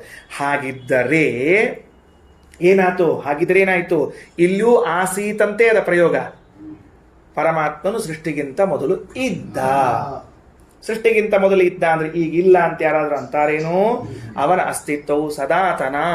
ಹಾಗಿದ್ರೆ ಬೃಹದಾರಣ್ಯಕದ ಇಲ್ಲಿಯ ವಾಕ್ಯಗಳು, ಛಾಂದೋಗ್ಯದ ಆ ವಾಕ್ಯಗಳು ಇದೇ ರೀತಿಯಾಗಿ ಐತರೇಯ ಮೊದಲಾದ ವಾಕ್ಯಗಳನ್ನು ಗಮನಿಸಿದಾಗ ಪರಮಾತ್ಮನ ವಿಷಯದಲ್ಲಿ ಏನಂತಾರ ಅಂತಂದ್ರೆ ಕಾಲದ ನಿರ್ಬಂಧವಿಲ್ಲ. ಕಾಲದ ನಿರ್ಬಂಧವಿಲ್ಲದೆ ಇದ್ದದ್ದರಿಂದಲೇನೆ ಯಾವ ಕಾಲದ ಶಬ್ದವನ್ನು ಪ್ರಯೋಗ ಮಾಡ್ಲಿಕ್ಕೆ ಬರ್ತದೆ. ಅದಕ್ಕೆ ಆಚಾರ್ಯ ಒಂದು ಸೂಕ್ಷ್ಮ ತೋರ್ಸ್ಯಾರ ಅಂತ ರಘುತ್ತಮ ಸ್ವಾಮಿಗಳವರು. ಎಲ್ಲಿ ತೋರ್ಸ್ಯಾರ ಸೂಕ್ಷ್ಮ? ತದಪಿ ಸ್ವರೂಪ, ಮೊದಲೇ ವಾಕ್ಯ ತಗೊಳ್ರಿ. ತದಪಿ ಸ್ವರೂಪಂ ನಿತ್ಯ ಅಪರೋಕ್ಷ ಜ್ಞಾನೇನ ಸರ್ವದಾ ಜಾನಾತಿ. ವರ್ತಮಾನ ಕಾಲ ಅದು. ಜಾನಾತಿ ಅನ್ನೋದು ವರ್ತಮಾನ ಕಾಲ. ಮೂಲದಲ್ಲಿ ಇದ್ದದ್ದು ಅವೇತ್ ಭೂತಕಾಲ. ಅರ್ಥ ಬರೆಯೋ ಕಾಲಕ್ಕೆ ಶ್ರೀಮದಾಚಾರ್ಯರು ವರ್ತಮಾನ ಕಾಲ ಅರ್ಥ ಬರೀತಾರ. ಮೂಲ ಉಪನಿಷತ್ತಿನಲ್ಲಿ ಪರಮಾತ್ಮನು ತನ್ನನ್ನ ತಾನು ತಿಳಿದಿದ್ದನು ಅಂತ ಬರೆದಿದ್ರೆ ಶ್ರೀಮದಾಚಾರ್ಯರು ಪರಮಾತ್ಮನು ತನ್ನನ್ನು ತಾನು ತಿಳಿಯುತ್ತಾನೆ ಅಂತ ಬರೀತಾರೆ. ಅದರ ಅರ್ಥ ಏನು ತಿಳಿಸಿಕೊಟ್ರು? ಭಗವಂತನ ವಿಷಯದಲ್ಲಿ ಕಾಲ ಏನೂ ಬಾಧವನ್ನು ಉಂಟು ಮಾಡುವುದಿಲ್ಲ. ದೃಷ್ಟಾಂತ ಕೋಣ ಅಂತ ರಘುತ್ಮಾಚಾರ್ಯ ತಿಳಿಯುವಂತಹದ್ದು ಏನು ಅಂತಂದ್ರೆ, ಆಕಾಶವು ಇತ್ತು ಇತ್ತು ಅಂತ ಯಾರೋ ಹೇಳಿದ್ರಂತ. ಆಕಾಶವು ಇತ್ತು ಅಂತ ಹೇಳಿದ್ರಂತ. ಈಗ ಅದನ್ನು ಇಲ್ಲೋ ಅಂತ ಕೇಳಿದ್ರಂತ. ಅದ ಹಂಗಾರೆ ಆಕಾಶವು ಇತ್ತು ಅಂದ್ರೆ ಏನರ್ಥ ಅಂದ್ರೆ ಇದೆ ಅಂತ ಅರ್ಥ ಅಷ್ಟ. ಯಾಕ ಆಕಾಶದ ಅಸ್ತಿತ್ವ ಯಾವಾಗಲೂ ಇದ್ದದ್ರಿಂದಾಗಿ ನೀವು ಆಕಾಶವು ಇತ್ತು ಅಂದ್ರೂ ಆಕಾಶ ಇದೆ ಅಂತ ಅರ್ಥ ಮಾಡಬೇಕು, ಆಕಾಶವು ಇದೆ ಅಂದ್ರೂ ಮುಂದೆ ಇರುತ್ತದೆ ಅಂತ ಅರ್ಥ ಮಾಡಬೇಕು. ಹಾಗಾಗಿ ಈ ವಾಕ್ಯವನ್ನು ಈ ರೀತಿ ಅರ್ಥ ಮಾಡಿಕೊಳ್ಳ್ರಿ ಅಂತ ಶ್ರೀಮದಾಚಾರ್ಯರು ವಿಮರ್ಶೆಯನ್ನು ತರ್ತಾರೆ.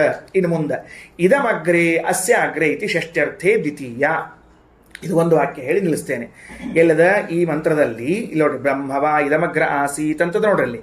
ಅಂದ್ರೆ 4ನೇ ಮಂತ್ರದ ಪ್ರಾರಂಭದಲ್ಲಿ ಬ್ರಹ್ಮ ಪರಮಾತ್ಮನು, ಆ ಕಡೆ ಬಿಡಿದಾಗ ಶುರ್ಪಾಲಿ ಅವರು 490 ಉಪನಿಷತ್ತು, ಬ್ರಹ್ಮವ ಫಸ್ಟು, ಇದಮಗ್ರೆ ಆಸೀತ್. ಸಿಕ್ಕದಿಲ್ಲೋ ಸಾಕು ನೀವು ಅರ್ಥ ಸಾಕು, ಮುಂದೆ ಹೋಗ್ಬೇಡ್ರಿ, ಗದ್ದಕ್ಕೆ ಹೋಗ್ಬೇಡ್ರಿ. ಹೌದು, ಇದಕ್ಕೆ ಅರ್ಥ ಏನು ಬರೆದ್ರು? ಇದಂ ಅಗ್ರೆ ಆಸೀತ್ ಅಂತದ, ಈ ಜಗತ್ತಿನ ಸೃಷ್ಟಿಗಿಂತಲೂ ಮೊದಲು ಅಂತ ಅರ್ಥ. ಈ ಜಗತ್ತಿನ ಸೃಷ್ಟಿಗಿಂತಲೂ ಮೊದಲು ಅಂತ ಅರ್ಥ ಬರಬೇಕಾಗಿದೆ. ಇಲ್ಲಿ ಇದಂ ಅನ್ನುವಂತಹ ಶಬ್ದ ಇದು ಯಾವ ವಿಭಕ್ತಿಯಲ್ಲಿ ಅದ ಅಂದ್ರೆ ಅರ್ಥ ಏನು ಹೇಳಿವಿ ನಾವೀಗ? ಇದಮಗ್ರೆ, ಈ ಜಗತ್ತಿನ ಷಷ್ಠಿ ವಿಭಕ್ತಿ ಅರ್ಥ ಹೇಳಿಕತ್ತೀವಿ. ಈ ಜಗತ್ತಿನ ಸೃಷ್ಟಿಗಿಂತ ಮೊದಲು ಅಂತ ಅರ್ಥ ಹೇಳಿಕತ್ತೀವಿ. ಶ್ರೀಮದಾಚಾರ್ಯ ಪ್ರಶ್ನೆ ಏನು ಅಂದ್ರೆ, ಇದಂ ಅಂತನ್ನುವ ವಿಭಕ್ತಿ ಇದು ಯಾವ ವಿಭಕ್ತಿ ಅಂತ ಪ್ರಶ್ನೆ. ಇದು ಪ್ರಥಮ ವಿಭಕ್ತಿಯೋ ದ್ವಿತೀಯ ವಿಭಕ್ತಿಯೋ? ಯಾಕಂದ್ರೆ ಅರ್ಥ ಹೇಳೋಣಂತ, ಅರ್ಥ ಏನು ಸಮಸ್ಯೆ ಇಲ್ಲ. ಅಲ್ಲಿ ಎಷ್ಟು ಸ್ಪಷ್ಟ ನೋಡ್ರಿ ವಾಕ್ಯ, ಇದಮಗ್ರೆ ಈಸ್ ಈಕ್ವಲ್ ಟು ಅಸ್ಯ ಅಗ್ರೆ ಇತಿ. ಆ ಇದಮಗ್ರೆ ಅನ್ನೋ ಮುಂದೆ ಈಸ್ ಈಕ್ವಲ್ ಟು ಹಾಕೊಳ್ರಿ, ಅಂದ್ರೆ ಅರ್ಥ ಆಗ್ತದೆ ನಿಮಗೆ. ಇದಮಗ್ರೆ ಅನ್ನೋದ್ರ ಮುಂದೆ ಅಸ್ಯ ಅಗ್ರೆ ಇತಿ ಅಂತ ಇಟ್ಕೊಳ್ರಿ. ಹಾಗಾರ ಇದಂ ಶಬ್ದಕ್ಕೆ ಅಸ್ಯ ಅಂತ ಅರ್ಥ ಬರೀತಾರೆ, ಅಗ್ರೆ ಅನ್ನೋದಕ್ಕೆ ಅಗ್ರೆ ಅಂತ ಇಡ್ತಾರೆ. ಏನು ಅರ್ಥ ಬರೆಯಂಗಿಲ್ಲ ಶ್ರೀಮದಾಚಾರ್ಯರು. ಇದಮ್ ಕಷ್ಟ ಚೇಂಜ್ ಮಾಡಿದ್ರು, ಗೊತ್ತಾತಿಲ್ಲ ಈಗ ಅಂತನ್ನುವಾಗ ಅಸ್ಯ ಅಗ್ರೆ ಅನ್ಲಿಕ್ಕತ್ತಾರೆ. ಅನ್ಲಿ ಬಿಡ್ರಿ, ಅರ್ಥ ಬರ್ಕೊಂಡು ಅಂತ ತಿಳ್ಕೊಳ್ರಿ. ಇದಮ್ ಅನ್ನೋ ಶಬ್ದಕ್ಕೆ ಅಸ್ಯ ಅಂತ ಅರ್ಥ ಬರೋದು ಅಂತ ತಿಳಿತು ನಮಗೀಗ. ಅಂದ್ರೆ ಅದು ಯಾವುದೋ ಒಂದು ವಿಭಕ್ತಿ ಇಲ್ಲದ ಅದನ್ನ ನಾವು ಷಷ್ಠಿ ವಿಭಕ್ತಿಯಲ್ಲಿ ಮಾಡಿಕೊಂಡೆವು. ಚಾಪ್ಟರ್ ಕ್ಲೋಸ್, ಇದು ಮುಗಿದೋತು ಇಷ್ಟು ಕೆಲಸ. ಅದು ಯಾವ ವಿಭಕ್ತಿಯಲ್ಲಿ ಅದ ಅಂತ ಅನ್ನೋದನ್ನ ಶ್ರೀಮದಾಚಾರ್ಯ ಬಾಯ್ಬಿಟ್ಟು ಹೇಳ್ತಾರೆ, ದ್ವಿತೀಯ ವಿಭಕ್ತಿಯಲ್ಲಿ ಅದ, ಅದನ್ನ ನಾವು ಷಷ್ಠಿ ವಿಭಕ್ತಿಯ ಅರ್ಥದಲ್ಲಿ ತೆಗೆದುಕೊಂಡಿದ್ದೇವೆ. ಪ್ಯೂರ್ಲಿ ವ್ಯಾಕರಣ ವಿಚಾರ ಏನದ? ಇದಂ ಅಗ್ರೆ ಅದ, ಅಗ್ರೆ ಬಿಟ್ಕೋಣಂತ. ಇದಂ ಅನ್ನೋ ಶಬ್ದಕ್ಕೆ ಅಸ್ಯ ಅಂತ ಮಾಡಿದ್ರು. ಇದಂ ಅನ್ನುವ ಶಬ್ದಕ್ಕೆ ಅಸ್ಯ ಅಂತ ಮಾಡಿದಾಗ ಇದಂ ಯಾವ ವಿಭಕ್ತಿಯಲ್ಲಿ ಇತ್ತು, ಯಾವ ವಿಭಕ್ತಿಯಲ್ಲಿ ಬದಲಾಯಿಸಿಕೊಂಡ್ರಿ ಅಂತ ಕೇಳಿದ್ರೆ ದ್ವಿತೀಯ ವಿಭಕ್ತಿಯಲ್ಲಿ ಇತ್ತು, ಷಷ್ಠಿ ವಿಭಕ್ತಿಯ ಅರ್ಥದಲ್ಲಿ ಬಳಸಿಕೊಂಡಿದ್ದೇವೆ. ಹಂಗಾರ ಇದಂ ಶಬ್ದದಿಂದ ಏನನ್ನು ಹೇಳಿಕ್ ಹೊರಟಿದ್ವಿ? ಜಗತ್ತು ಹೇಳಿಕ್ ಹೊರಟಿದ್ವಿ. ಇದಂ ಶಬ್ದದಿಂದ ಏನ್ ಹೇಳಿಕ್ ಹೊರಟಿದ್ವಿ? ಜಗತ್ತು. ಈಗ ಅದನ್ನ ಜಗತ್ತು ಅನ್ನುವುದನ್ನ ದ್ವಿತೀಯ ವಿಭಕ್ತಿಯಲ್ಲೇ ಇಟ್ಟರೆ ಏನಾಗ್ತದೆ? ಜಗತ್ತನ್ನು ಅಗ್ರೆ ಮೊದಲಿಗೆ ಅಂತ ಆಗ್ತದೆ. ಅರ್ಥ ಬರೋದಿಲ್ಲ. ಜಗತ್ತನ್ನು ಮೊದಲಿಗೆ ಅಂತ ಅರ್ಥ ಬರುವುದಿಲ್ಲ. ಮತ್ತೇನ್ ಬೇಕಾಗಿದೆ? ಜಗತ್ತಿನ ಮೊದಲಿಗೆ, ಸೃಷ್ಟಿಗಿಂತ ಮೊದಲಿಗೆ ಅಂತ ಅರ್ಥ ಆಗ್ತದೆ. ಜಗತ್ತನ್ನು ಸೃಷ್ಟಿಗಿಂತ ಮೊದಲಿಗೆ ಸೃಷ್ಟಿಸಿದ ಅಂತ ಅನ್ನೋದು ಅಬದ್ಧ ಆಗ್ತದೆ. ಅದಕ್ಕೆ ಜಗತ್ತಿನ ಸೃಷ್ಟಿಗಿಂತ ಮೊದಲು ಪರಮಾತ್ಮ ಒಬ್ಬನಿದ್ದ. ವಾಕ್ಯ ಹೆಂಗೆ ಹೇಳಬೇಕು? ಜಗತ್ತನ್ನು ಸೃಷ್ಟಿಗಿಂತ ಮೊದಲು ಪರಮಾತ್ಮನಿದ್ದ ಅನ್ಬೇಕು, ಜಗತ್ತಿನ ಸೃಷ್ಟಿಗಿಂತ ಮೊದಲು ಪರಮಾತ್ಮ ಇದ್ದ ಅನ್ಬೇಕು. ಅಂದ ಮೇಲೆ ನಾವಿಲ್ಲಿ ವಿಭಕ್ತಿಯನ್ನು ವ್ಯತ್ಯಾಸ ಮಾಡಿಕೊಂಡ್ವಿ, ಸಂತೋಷ. ವ್ಯತ್ಯಾಸ ಮಾಡ್ಕೋಬೇಕು, ಸಂತೋಷ. ಯಾವ ವಿಭಕ್ತಿಯಲ್ಲಿ ಇತ್ತು ಇದಂ ಶಬ್ದ ಅಂತಂದ್ರೆ ದ್ವಿತೀಯ ವಿಭಕ್ತಿಯಲ್ಲಿ. ಶ್ರೀಮದಾಚಾರ್ಯ ಹೇಳ್ಬಿಟ್ರು. ಇದರ ಮೇಲೆ ಸತ್ಯಧರ್ಮ ತೀರ್ಥ ಶ್ರೀಪಾದಂಗಳವರು ಭಾಗವತದ ಷಷ್ಠಸ್ಕಂದದಲ್ಲಿ ವ್ಯಾಖ್ಯಾನ ಮಾಡುವಾಗ ಈ ಬೃಹದಾರಣ್ಯಕದ ವಾಕ್ಯವನ್ನು ತಗೊಳ್ತಾರೆ. ಏನ್ ಸಂಬಂಧದ? ಎಲ್ಲಿಗೆ ಹೋಗ್ಬೇಕು? ಎಲ್ಲರ 6:4:47 ಭಾಗವತ ಸತ್ಯಧರ್ಮೀಯ ತೆಗೆದು ನೋಡ್ಬೇಕು ನಾವೀಗ. 6:4:47 ಸತ್ಯಧರ್ಮ ತೀರ್ಥರು ಶ್ರೀಮದಾಚಾರ್ಯರು ಷಷ್ಠ್ಯರ್ಥೇ ದ್ವಿತೀಯ ಅಂತ ಹೆಂಗಂದ್ರು ಅಂತ ಪ್ರಶ್ನೆ. ಅಂದ್ರೆ ಇದಂ ಅನ್ನೋದು ದ್ವಿತೀಯ ವಿಭಕ್ತಿಯಲ್ಲಿ ಅದ, ಅದನ್ನು ಷಷ್ಠಿ ವಿಭಕ್ತಿಯಲ್ಲಿ ತೆಗೆದುಕೊಳ್ಳ್ರಿ ಅಂತ ಹೇಳಿದ್ರು. ಸರಿನಾ? ಪ್ರಶ್ನೆ ಏನು ಅಂದ್ರೆ, ಅದು ಇದಂ ಶಬ್ದ ಸಂಸ್ಕೃತದಲ್ಲಿ ನೀವು ತೆಗೆದ್ರಿ ಅಂದ್ರೆ ಪ್ರಥಮ ವಿಭಕ್ತಿಯಲ್ಲೂ ಇದಂ ಅಂತೆ ರೂಪ ಆಗ್ತದೆ, ದ್ವಿತೀಯ ವಿಭಕ್ತಿಯಲ್ಲೂ ಇದಂ ಅಂತೆ ರೂಪ ಆಗ್ತದೆ. ಇದಂ ಇಮೆ ಇಮಾನಿ ಇನಾನಿ ಪ್ರಥಮ ಅಂತ ಆಗ್ತದೆ. ಇದಂ ಅನ್ನುವಂತಹದ್ದು ಎರಡೂ ವಿಭಕ್ತಿಗಳಲ್ಲೂ ಸಮಾನವಾಗಿದ್ದಾಗ ಶ್ರೀಮದಾಚಾರ್ಯರು ಇದಂ ಷಷ್ಠ್ಯರ್ಥೆ ಪ್ರಥಮ ಅನ್ನುವುದನ್ನು ಬಿಟ್ಟುಬಿಟ್ಟು ಷಷ್ಠ್ಯರ್ಥೆ ದ್ವಿತೀಯ ಅಂತ ಯಾಕಂದ್ರು? ಏನ್ ನಿಮಗೆ ಅನುಪಪತ್ತಿ ಅರ್ಥಾಂತರನೇ ಮಾಡೋರಿದ್ದೀರಿ ನೀವು ಹೆಂಗಿದ್ರು. ಹೆಂಗೂ ಅರ್ಥ ಚೇಂಜ್ ಮಾಡ್ಲಿಕ್ಕತ್ತೀರಿ. ಪ್ರಥಮ ವಿಭಕ್ತಿ ಇಲ್ಲದ ಅಂತ ಹೇಳಿದ್ರು ಚೇಂಜೇ ಮಾಡೋರು, ದ್ವಿತೀಯ ವಿಭಕ್ತಿ ಇಲ್ಲಿದ್ರು ಚೇಂಜೇ ಮಾಡೋರು. ಯಾರೋ ಕೇಳಂತ ನಾ ಮಡಿ ಉಟ್ಕೊಂಡು ನಿಂತಿರೋ ಮುಡ್ತಿದ್ದೋ, ದಾಬಳಿ ಉಟ್ಕೊಂಡು ನಿಂತಿರೋ ಮುಡ್ತಿದ್ದೋ ಅಂತ ಕೇಳಂತ. ಮುಟ್ಟೋದೇ ಖರೆ, ನೀವು ಮಡಿ ಉಟ್ಕೊಂಡ್ರೆ ದಾಬಳಿ ಉಟ್ಕೊಂಡ್ರೆ ಅಂತ ಕೇಳಿದಂತೆ. ಓದ್ರಿ ಮುಟ್ಟೋನೇಮ ಪ್ರಶ್ನೆ ಅಷ್ಟೇ. ಅದಕ್ಕೆ ಸದ್ಧರ್ಮ ತೀರ್ಥರು ಭಾಳ ಚಂದ ಉತ್ತರ ಕೊಡೋದ. ನಮ್ಮ ಆಚಾರ್ಯ ಯಾಕೆ ಒಂದು ಶಬ್ದ ಹಿಂಗ್ ಹಾಕ್ತಾರೆ ವಿಚಾರ ಮಾಡ್ರಿ ಅಂತ. ಇಲ್ಲಿ ಯಾರು ಬರ್ದಿಲ್ಲ, ಮತ್ತೆ ಅಲ್ಲಿ ಬರ್ದ ಸದ್ಧರ್ಮ ತೀರ್ಥರು ಹಿಂಗ್ಯಾಕೆ ಹೇಳ್ರಿ ಅಂತ ತಿಳ್ಕೊಂಡು ಒಂದ್ ನಿಮಿಷ ಅದೆಲ್ಲ ಆಮೇಲೆ ಪ್ರಥಮ ದ್ವಿತೀಯ ಆಮೇಲೆ ನೋಡಂತ. ಹಿಂಗ ಅರ್ಥ ಮಾಡ್ಲಿಕ್ಕೆ ಬರ್ತದ ಅಂತ ಯಾರು ಮೊದಲು ಹೇಳ್ರಿ ಅಂದ್ರೆ ಇವರು ಹಿಂಗ ದ್ವಿತೀಯ ವಿಭಕ್ತಿಗೆ ಷಷ್ಠಿ ವಿಭಕ್ತಿ ಅರ್ಥ ಮಾಡ್ಲಿಕ್ಕೆ ನಿಮಗೆ ಬಂದದಂತ ಅರ್ಥ ಮಾಡ್ಲಿಕ್ಕತ್ತಿರೋ ಯಾರ ಸಮ್ಮತಿ ಅದನೋ? ಯಾರ ಸಮ್ಮತಿ ಅದನೋ ಅಂದ್ರೆ ಸಮ್ಮತಿ ಅದ. ನಾವು ಹಿಂದಕ್ಕೆ ಓದಿವ ಅದನ್ನ, ಅದು ತಕ್ಷಣ ಸಿಗಲಿಲ್ಲ, ಮತ್ತೆ ನಾ ಹೇಳ್ತೀನಿ ಅದನ್ನ. ಏನದ ಅಂದ್ರೆ ಸಪ್ತಸು ಪ್ರಥಮ ಷಟ್ಸು ದ್ವಿತೀಯ ಅಂತ ಒಂದು ಮಹಾವ್ಯಾಕರಣದ ಸೂತ್ರ. ಏನು ಸೂತ್ರದ? ಮಹಾವ್ಯಾಕರಣ ಸೂತ್ರದ. ಸಪ್ತಸು ಪ್ರಥಮ ವಿಭಕ್ತಿಯಲ್ಲಿ ಹೇಳಲಾದದ್ದು 7 ವಿಭಕ್ತಿಗಳ ಅರ್ಥದಲ್ಲಿ ಬದಲಾವಣೆ ಮಾಡಿಕೊಳ್ಳಿಕ್ ಬರ್ತದ. ದ್ವಿತೀಯ ವಿಭಕ್ತಿಯಲ್ಲಿ ಹೇಳಲಾದದ್ದನ್ನ 6 ವಿಭಕ್ತಿಗಳಲ್ಲಿ ವ್ಯತ್ಯಾಸ ಮಾಡಿಕೊಳ್ಳಿಕ್ ಬರ್ತದ ಅಂತ ಸೂತ್ರದ. 2 ಛಾಂದೋಗ್ಯದಲ್ಲೇ ಬಂದದ್ದು.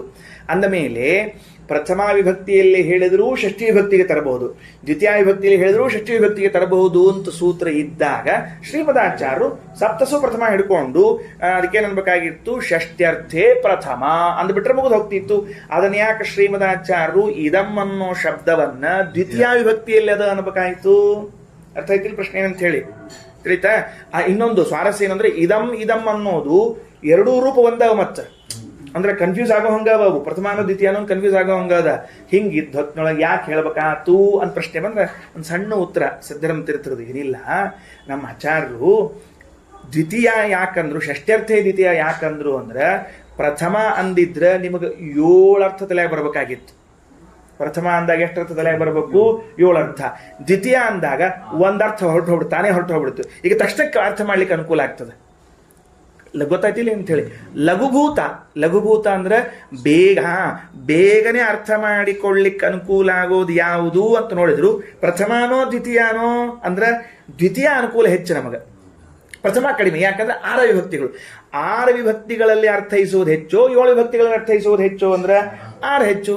ಅದಕ್ಕೆ ಒಂದು ಕಡಿಮೆ ಮಾಡ್ಕೊಂಡ್ರು. ಇದೇನು ದೊಡ್ಡದ್ರೆ ಅಂದ್ರೆ ವ್ಯಾಕರಣದಲ್ಲಿ ಏಕಮಾತ್ರ ಲಾಘವೇನ ಪುತ್ರೋತ್ಸವ ಮನ್ಯಂತೆ ವೈಯಾಕರಣ ಅಂತ ಒಂದು ನಿಯಮ.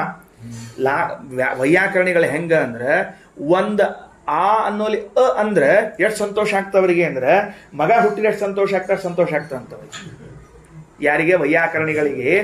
ಏಕಮಾತ್ರ ಲಾಘವೇನ ಪುತ್ರೋತ್ಸವ ಮನ್ಯಂತೆ ವೈಯಾಕರಣ ಅಂತ ನಿಯಮದ ವೈಯಾಕರಣಗಳಲ್ಲಿ. ಹಂಗಾರೆ ಒಂದು ಅಲ್ಲಿ ಬರೆಯೋ ಕಾಲಕ್ಕೆ ಚ ಅಂತ ಬರೆಯೋಲಿ ಚ ಬರೆದು ಬಿಟ್ರೆ ಅಷ್ಟಕ್ಕೆ ಅರ್ಥ ಆಗ್ತಿತ್ತು. ಒಂದು ಲಾಘವ ಉಳಿಸಿದ್ದೆಪ್ಪ, ಸಂತೋಷ ಆಯ್ತು ಅಂತ. ತಾರ್ಕಿಕರಿಗೆ ದೀರ್ಘವಾದರೆ ಪುತ್ರೋತ್ಸವ ಮನ್ಯಂತೆ ಅವರು ದೀರ್ಘ ಆಗ್ಬೇಕು ಅವ್ರಿಗೆ. ಹಂಗಾರೆ ಶ್ರೀಮದಾಚಾರ್ಯ ವ್ಯಾಕರಣ ಹೇಳೋ ಕಾಲಕ್ಕೆ ಲಾಘವ ಯಾವ್ದಾಗ್ತದ? ಪ್ರಥಮ ವಿಭಕ್ತಿಯಲ್ಲಿ ಇಟ್ಟರೋ ದ್ವಿತೀಯ ವಿಭಕ್ತಿಯಲ್ಲಿ ಇಟ್ಟರೋ? ಪ್ರಥಮ ವಿಭಕ್ತಿಯಲ್ಲಿ ಇಟ್ಟರೆ ಪ್ರಥಮ ದ್ವಿತೀಯ ತೃತೀಯ ಚತುರ್ಥಿ ಪಂಚಮಿ ಷಷ್ಠಿ ಸಪ್ತಮಿ 7 ಬರ್ಬೇಕಾಗ್ತದೆ. ದ್ವಿತೀಯ ವಿಭಕ್ತಿಯಲ್ಲಿ ಇಟ್ಟರೆ ಪ್ರಥಮ ಹಾರ ಉಳಿತು, ದ್ವಿತೀಯ ತೃತೀಯ ಚತುರ್ಥಿ ಪಂಚಮಿ ಸಪ್ತಮಿ ಬಂತು. ಹಂಗಾರೆ ಒಂದು ಮೆಟ್ಲ ಹತ್ರ ಆಗ್ಲಿ ಅಂತ ಶ್ರೀಮದಾಚಾರ್ಯ ವ್ಯಾಖ್ಯಾನ ಮಾಡೋ ಕಾಲಕ್ಕೆ ಷಷ್ಠ್ಯರ್ಥೇ ದ್ವಿತೀಯ ಅಂದಾರ ಅಂತ ಭಾಗವತದ 6ನೇ ಸ್ಕಂದ 4ನೇ ಅಧ್ಯಾಯ 47ನೇ ಶ್ಲೋಕಕ್ಕೆ ವ್ಯಾಖ್ಯಾನ ಮಾಡುವಾಗ ಸದ್ಧರ್ಮ ತೀರ್ಥರು ಒಂದು ಸಣ್ಣ ಅಂಶ ಲಘುಭವನ ಇಷ್ಟೇ, ಬಾಳೇನಿಲ್ಲ. ಹೆಂಗಂದ್ರ ನಮ್ಮ ಭಾಷಾದಾಗ ಹೇಳಿದ್ರೆ ಊರಿಗೆ ಹೋಗೋ ಕಾಲಕ್ಕೆ ಅವಲಕ್ಕಿ ಉಂಡಿ ಚೀಲ ತಗೊಂಡು ಹೋಗಿರ್ತೀವಿ, ಖಾಲಿ ಆದ್ಕೊಳ್ಳಿ ಅಲ್ಲಿಂದ ತೆಗೆದು ಒಗೆದು ಬಿಡ್ತೀವಿ. ನಾವು ಬರೋ ಕಾಲಕ್ಕೆ ಚೀಲ ಹಗರಾಗಲಿ ತಿಳ್ಕೊಂಡು ತಿಳಿತೇನು. ಶ್ರೀಕೃಷ್ಣ ಅರ್ಪಣಮಸ್ತು.